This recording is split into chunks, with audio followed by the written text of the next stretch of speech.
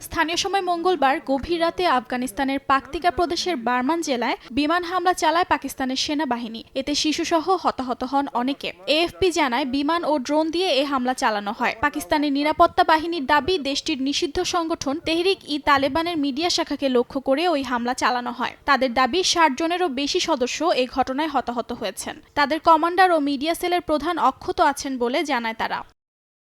আফগানিস্তানের মাটিতে পাকিস্তানি বাহিনীর হামলার ঘটনায় ক্ষুব্ধ প্রতিক্রিয়া জানিয়েছে দেশটির তালেবান সরকার। বুধবার কাবুলের পাকিস্তানি দূতকে তলব করে প্রতিবাদ জানায় আফগানিস্তানের পররাষ্ট্র মন্ত্রণালয়। আফগানিস্তানের পররাষ্ট্র মন্ত্রণালয়ের মুখপাত্র সামাজিক যোগাযোগ মাধ্যম এক্সে এ হামলাকে অত্যন্ত দায়িত্ব জ্ঞানহীন বলে উল্লেখ করেন। দেশটির প্রতিরক্ষা মন্ত্রণালয়ের পক্ষ থেকেও হামলার প্রতিশোধ নেয়ার হুমকি দেওয়া হয়।